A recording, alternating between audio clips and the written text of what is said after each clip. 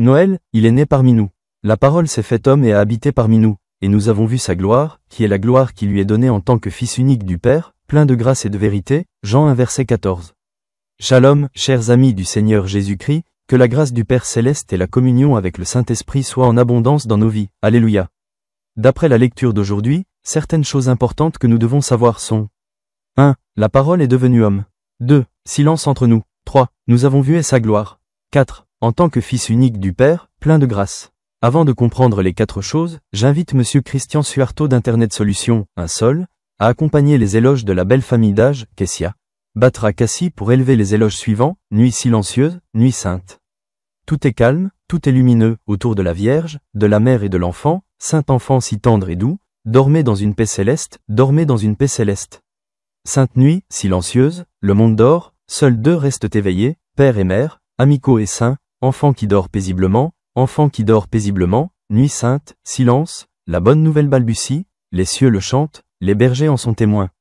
Le roi Shalom est né, le roi Shalom est né. 1. La parole est devenue homme.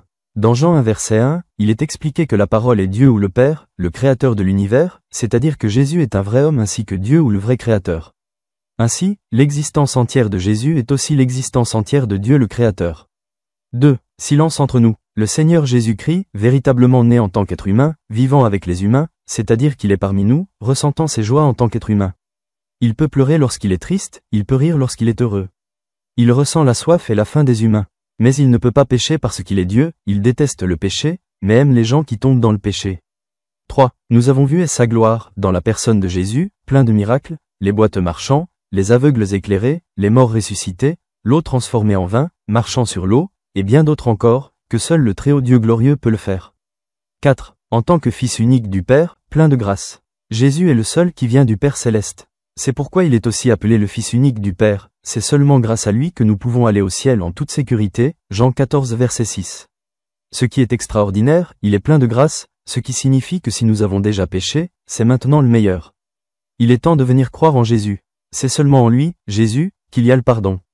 Unissons nos cœurs, demandons-lui d'entrer dans la crèche de nos cœurs, croyons en lui dans la prière, notre Père Céleste n'est reconnaissant que pour ta grâce dans le Seigneur Jésus, nos péchés sont pardonnés et rachetés par le Seigneur Jésus-Christ, la Reine juste, le Roi de paix, le juste juge.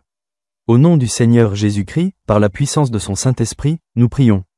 Amen. L'inspiration d'aujourd'hui, le Seigneur Jésus, la Reine juste et le juste juge, arrive bientôt pour nous.